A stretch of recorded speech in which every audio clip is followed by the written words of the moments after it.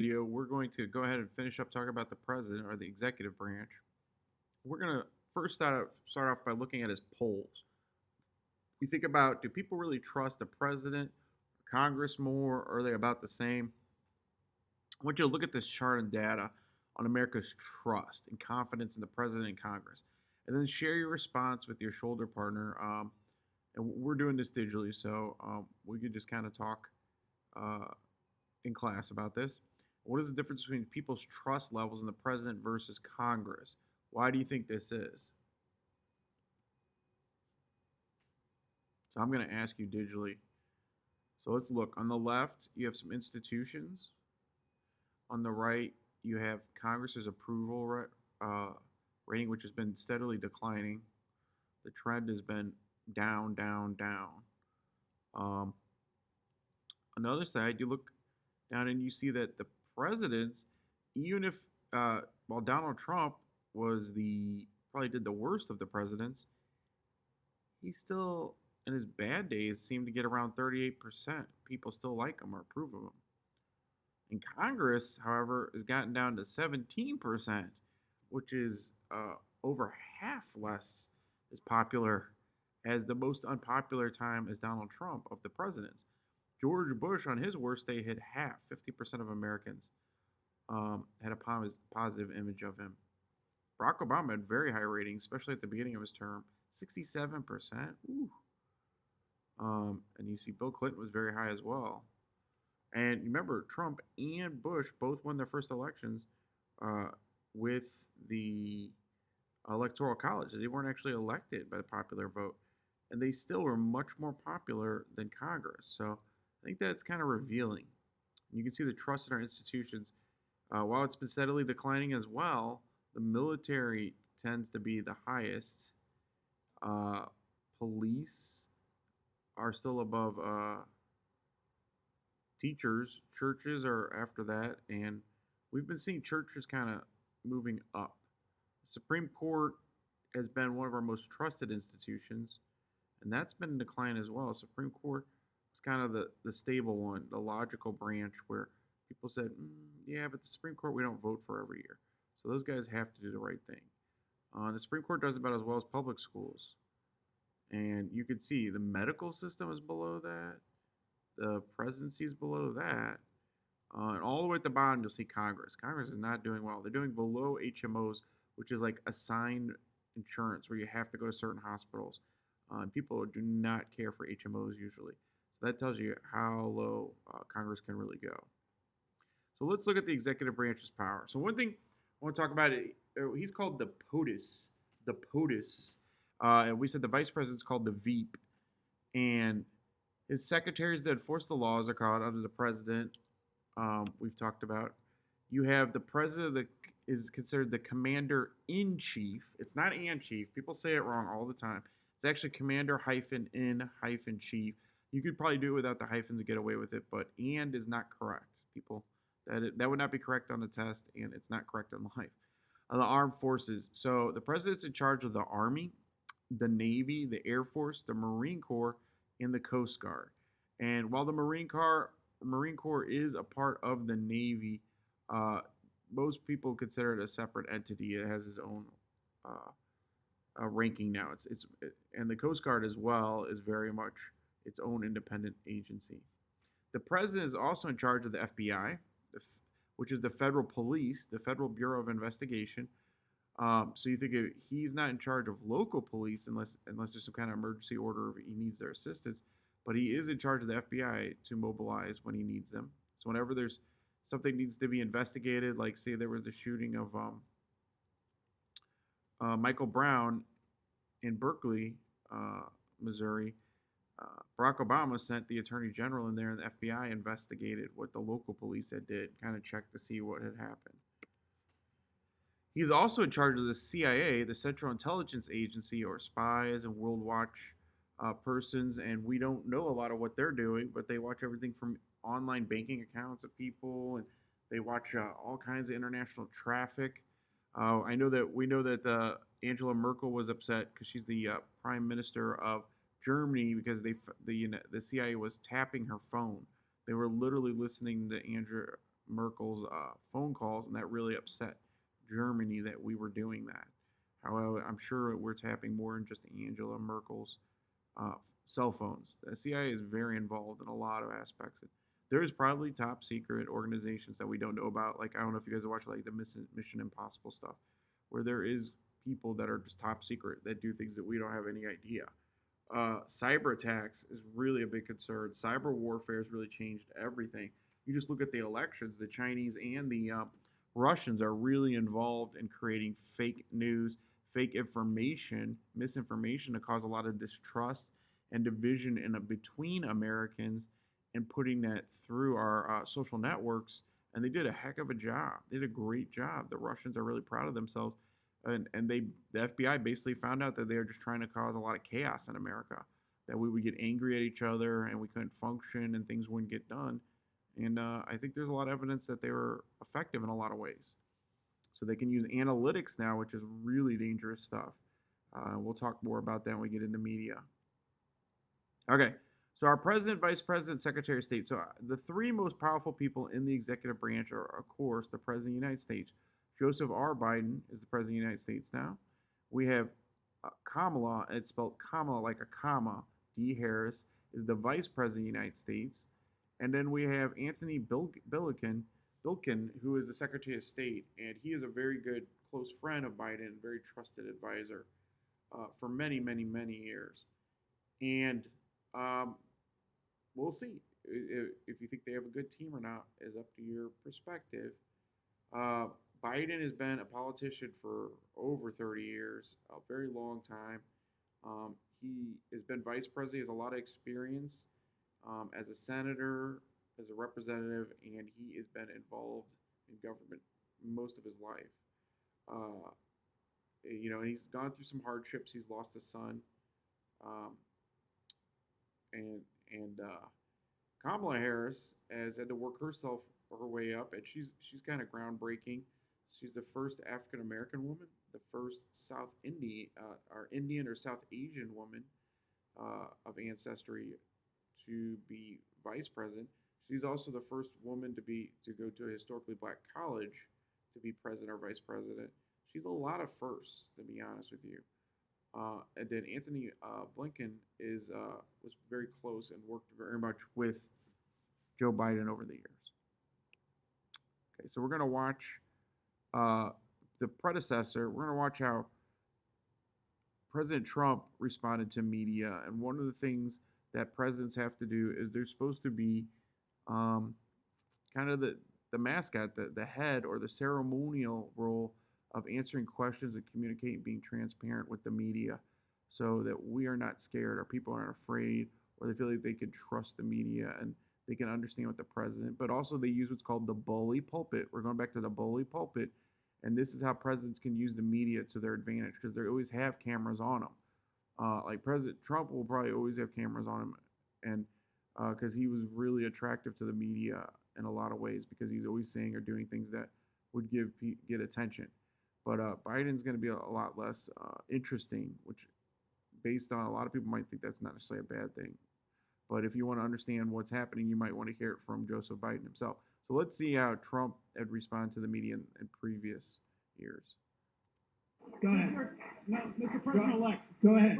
Go ahead. Since you are attacking No, our news not you. organization, Not can you. give us a chance? Your organization's You are terrible. attacking our news organization. Your Can organization's you give us a terrible. chance Let's to go. ask a question, sir? Go ahead. Sir, Quiet. can you Quiet. Mr. President-elect. Go ahead. can you She's state asking a categorically- question. Don't be rude. President-elect, I'm not going to give you a Can question. you state You are categorically- fake news. I think it was disgraceful that the intelligence agencies allowed any information that turned out to be so false and fake out. I think it's a disgrace. And that's something that Nazi Germany would have done and did do. I think it's a disgrace. I'm also very much of a germaphobe, by the way. Believe me. As far as BuzzFeed, which is a failing pile of garbage, writing it, I think they're going to suffer the consequences. They already are. As far as hacking, I think it was Russia, but I think we also get hacked by other countries and other people. If Putin likes Donald Trump, guess what, folks? That's called an asset, not a liability. Now, I don't know that I'm going to get along with Vladimir Putin. I hope I do, but there's a good chance I won't. And if I don't, do you honestly believe that Hillary would be tougher on Putin than me? Does anybody in this room really believe that? Give me a break. We could make deals in Russia very easily if we wanted to. I just don't want to because I think that would be a conflict. So I have no loans, no dealings, and no current pending deals. Now, Since the 70s. oh, gee, I've never heard that. Oh, gee, I've never heard that. I've never heard that. You know, the only one that cares about my tax returns are the reporters. We're going to build a wall. I don't feel like waiting a year or a year and a half. We're going to start building. Mexico, in some form, and there are many different forms, will reimburse us. These papers are all just a piece of the many, many companies that are being put into trust to be run by my two sons. And I hope at the end of 8 years, I'll come back and I'll say, oh, you did a good job. Otherwise, if they do a bad job, I'll say, you're fired. Goodbye, everybody. Goodbye. So I'm going to ask you, like, what's your perspective on how did President Trump use the media, or how did he address or control the questions of the media, and use the bully pulpit to get his messages across? All right, but now we're focused on the new president and his agenda. The president can check the legislative branch by veto. Probably the biggest power the president has, other than the bully pulpit, which is using this public power and his status and his popularity with people. People tend to like presidents more in the legislative branch. So that does give them power in the media. Is the veto power. Veto or refusing to sign a bill that were passed by both houses in the law. He can do that. Now, there's regular vetoes and there's what are called pocket vetoes and line item vetoes. Pocket veto means he just refuses to sign the law, it sits on it for basically 10 days. And what happens if he doesn't sign something for 10 days, and the idea is he sticks it in his pocket, so to speak, then it dies. That's a pocket veto. A traditional veto is he literally signs veto and states veto, I will not pass this legislation. Pocket veto is a lot less aggressive, a lot less in your face. Presidents might be like, I'm just not going to sign anything, and he doesn't actually write it or state anything about it. It just dies after 10 days if he doesn't sign it in the law. Now, the last type is important to understand, especially with state government, but it's interesting. The president cannot issue what's called a line item veto. Line item vetoes are removing parts of a bill. He can't do that. He can't scratch out pieces of a bill and be like, I don't like that. I'm not going to spend the money on this. Or we can't spend money on food stamps or EBT, but we're going to spend the money on the Air Force. He can't do that. The Supreme Court ruled that was an act as a legislator.